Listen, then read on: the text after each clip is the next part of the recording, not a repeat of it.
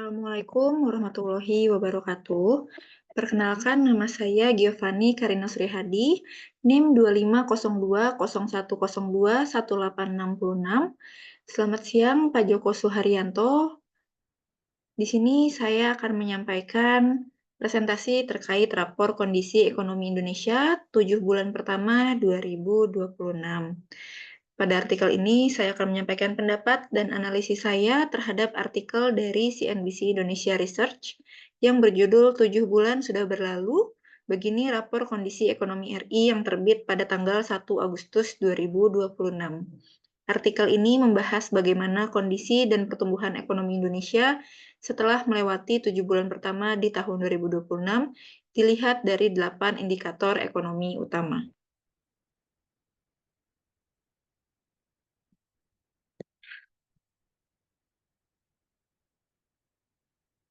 Sebelum masuk ke pembahasan, saya akan bagi presentasi ini menjadi 5 bagian. Yang pertama, latar belakang tantangan ekonomi yang dihadapi Indonesia sepanjang tahun 2026.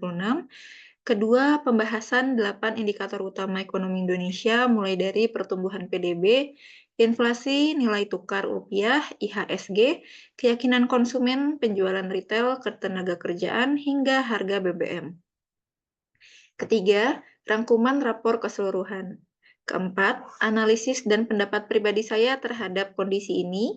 Dan kelima, kesimpulan serta rekomendasi sebagai penutup. Memasuki tahun 2026, ekonomi Indonesia menghadapi tantangan dari dua arah. Dari sisi eksternal, perang di kawasan Timur Tengah mendorong lonjakan harga minyak dan energi dunia. Kondisi ini meningkatkan tekanan inflasi secara global sehingga membuat banyak bank sentral di berbagai negara memilih mempertahankan atau bahkan menaikkan suku bunga acuan mereka. Sementara dari sisi domestik, pergerakan indikator ekonomi Indonesia menunjukkan gambaran yang beragam. Di satu sisi, pertumbuhan ekonomi masih berada di atas 5% dan inflasi tetap berada dalam sasaran Bank Indonesia. Namun di sisi lain, konsumsi masyarakat mulai melambat, keyakinan konsumen menurun, nilai tukar rupiah melemah, dan pasar saham masih mencatatkan koreksi sepanjang tahun berjalan. Kondisi campuran inilah yang akan kita bedah satu persatu melalui 8 indikator berikut. Indikator pertama adalah pertumbuhan ekonomi. Badan Pusat Statistik mencatat produk domestik bruto Indonesia tumbuh 5,61% secara tahunan pada kuartal 1 2026.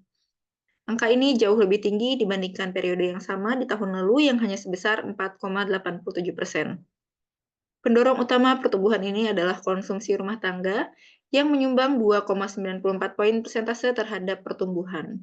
Selain itu, konsumsi pemerintah mencatat pertumbuhan tertinggi sebesar 21,81% dan lapangan usaha penyediaan akomodasi serta makan minum tumbuh 13,14%, sejalan dengan meningkatnya mobilitas masyarakat selama Ramadan, Idul Fitri, dan rangkaian libur nasional. Namun, ada catatan penting, yaitu secara kuartalan, ekonomi kita justru terkontraksi 0,77% dibandingkan kuartal 4 2025. Ini menunjukkan bahwa pertumbuhan tinggi di awal tahun banyak ditopang oleh faktor musiman dan tingginya belanja pemerintah, bukan semata-mata karena aktivitas ekonomi yang terus menguat.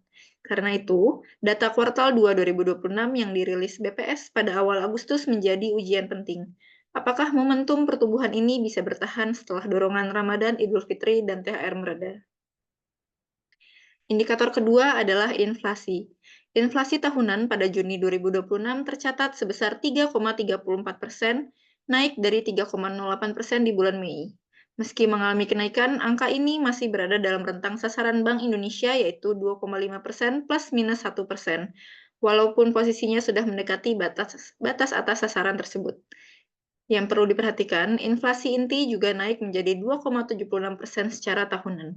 Kenaikan inflasi inti ini penting untuk dicermati karena menunjukkan bahwa tekanan harga tidak hanya berasal dari komoditas yang mudah bergejolak seperti bahan pangan, melainkan mulai merata ke berbagai komponen harga. Kedepan, kenaikan harga energi, pelemahan nilai tukar rupiah, serta biaya impor berpotensi terus menjaga tekanan harga pada paruh kedua tahun 2026. Indikator ketiga dan salah satu yang tekanannya paling terasa oleh masyarakat adalah nilai tukar rupiah. Pada perdagangan awal tahun, rupiah berada di posisi 16.670 per dolar US. Rupiah kemudian mengalami pelemahan yang cukup dalam, bahkan sempat menyentuh level terlemah sepanjang masa di 18.170 rupiah per dolar US pada 8 Juni 2026. Sebelum berangsur menguat kembali ke posisi 18.040 pada akhir Juli. Secara keseluruhan, rupiah telah terdepresiasi sekitar 1.370 rupiah atau 8,22% sejak awal tahun.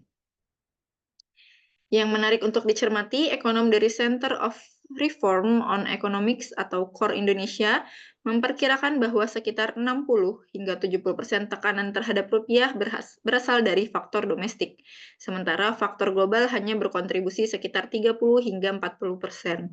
Untuk merespons hal ini, Bank Indonesia telah menaikkan suku bunga acuan sebesar 100 basis poin sejak Mei 2026, sehingga BI rate kini berada di level 5,75%. Namun, tekanan terhadap rupiah belum sepenuhnya reda, apalagi setelah pengunduran diri Gubernur BI Peri Warjio pada akhir Juli yang menambah ketidakpastian terkait arah kebijakan dan independensi Bank Indonesia ke depan. Indikator keempat adalah pasar saham, yang tercermin dari Indeks Harga Saham Gabungan atau biasa kita kenal dengan IHSG. Sepanjang tahun 2026, IHSG sempat mengalami tekanan berat hingga menyentuh titik terendah di level 5.317 pada 8 Juni 2026.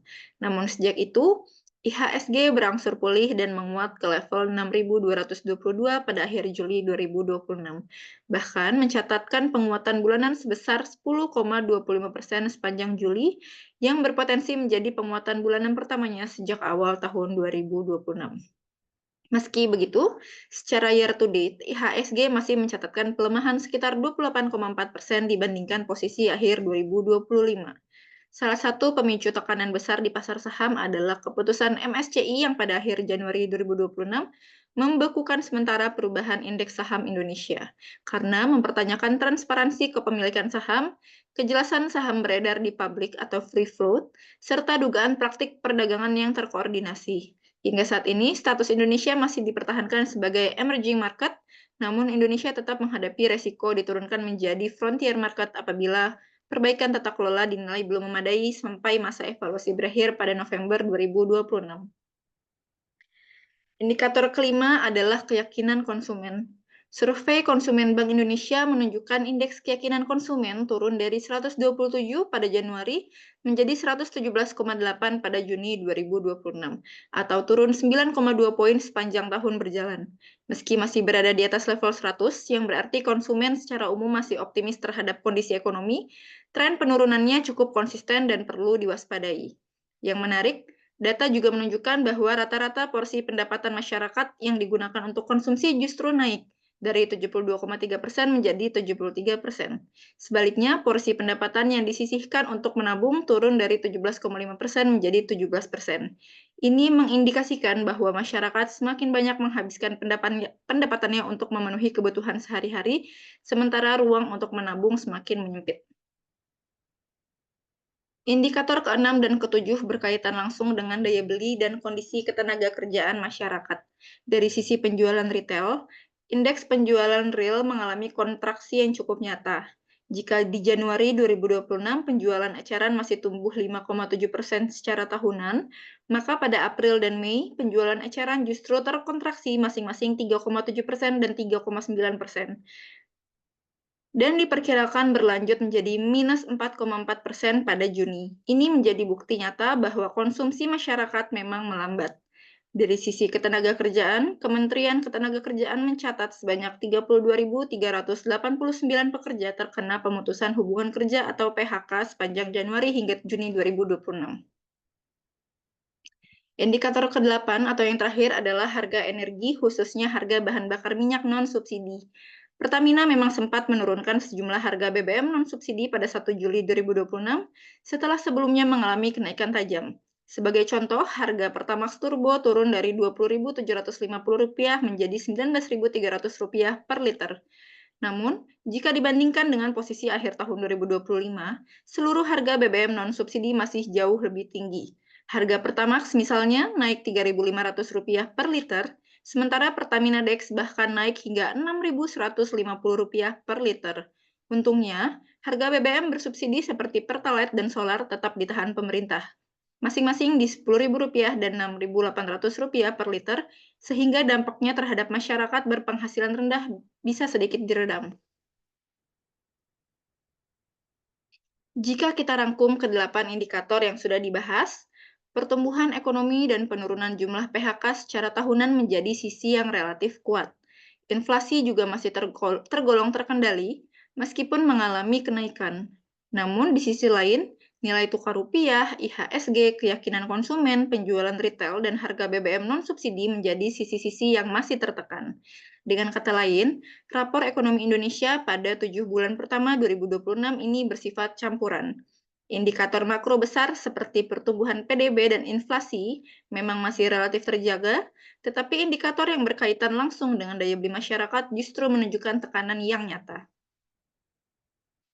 Berdasarkan data tersebut, menurut pendapat saya, kondisi ekonomi Indonesia pada 7 bulan pertama ini masih digambarkan sebagai kondisi yang stabil di permukaan namun rapuh di beberapa titik.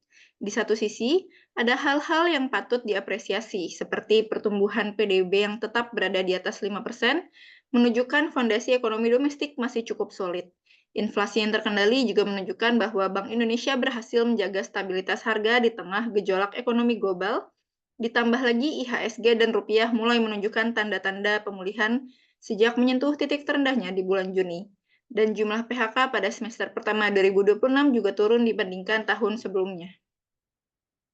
Namun di sisi lain, menurut saya ada beberapa hal yang perlu diwaspadai. Yang pertama, pertumbuhan ekonomi kuartal 1 banyak ditopang oleh faktor musiman seperti Ramadan dan Lebaran, serta tingginya belanja pemerintah, sehingga keberlanjutannya masih perlu dibuktikan pada kuartal-kuartal berikutnya. Kedua, fakta bahwa sebagian besar pelemahan rupiah justru berasal dari faktor domestik, bukan semata tekanan global. Menurut saya, menjadi sinyal bahwa kepercayaan pasar terhadap kebijakan dalam negeri perlu terus dijaga dan diperkuat. Ketiga, kombinasi antara kontraksi penjualan retail, penurunan keyakinan konsumen, dan mengecilnya porsi tabungan masyarakat menunjukkan bahwa daya beli kelas menengah sedang tertekan secara nyata, meskipun angka-angka makro besar masih terlihat baik di permukaan. Dan keempat, ketidakpastian kelembagaan seperti pengunduran diri Gubernur Bank Indonesia dan sorotan dari MSCI terhadap tata kelola pasar modal kita berpotensi menambah kerentanan pasar ke depan jika tidak segera ditangani dengan baik. Oleh karena itu, saya berpendapat bahwa pemerintah dan otoritas terkait perlu tetap waspada dan tidak hanya berpuas diri dengan angka pertumbuhan yang terlihat tinggi di atas kertas, melainkan juga harus memperhatikan kondisi real daya beli masyarakat yang sesungguhnya mulai tertekan. Sebagai penutup dari analisis saya, ada 4 rekomendasi yang menurut saya penting untuk diperhatikan. Yang pertama, menjaga stabilitas rupiah dan kepercayaan pasar melalui konsistensi kebijakan moneter, serta transparansi tata kelola pasar modal, khususnya terkait catatan dari MSCI, agar arus modal asing tetap terjaga. Yang kedua, melindungi daya beli kelas menengah dengan kebijakan yang mampu menahan laju kenaikan harga kebutuhan pokok dan energi, agar konsumsi rumah tangga tidak terus melambat. Yang ketiga, memantau keberlanjutan pertumbuhan ekonomi di kuartal 2 karena pertumbuhan tidak boleh hanya bertumpu pada faktor musiman, melainkan perlu didorong oleh investasi dan produktivitas real. Dan yang terakhir yaitu mengelola resiko ketenaga kerjaan. Karena meskipun angka PHK turun secara tahunan, tren kenaikan pada bulan-bulan terakhir tetap perlu diantisipasi melalui perluasan lapangan kerja dan pelatihan ulang tenaga kerja. Dengan menjaga keseimbangan antara pertumbuhan makro dan perlindungan daya beli masyarakat, saya yakin ekonomi Indonesia dapat melewati tantangan di semester kedua 2026 dengan baik. Demikian presentasi yang dapat saya sampaikan mengenai rapor kondisi ekonomi Indonesia pada 7 bulan pertama tahun 2026, berdasarkan artikel CNBC Indonesia Research. Kesimpulannya, secara makro ekonomi kita tumbuh cukup solid, namun ada beberapa titik tekanan pada daya beli masyarakat yang perlu terus dipantau pada semester kedua tahun ini. Terima kasih atas perhatiannya. Wassalamualaikum warahmatullahi wabarakatuh.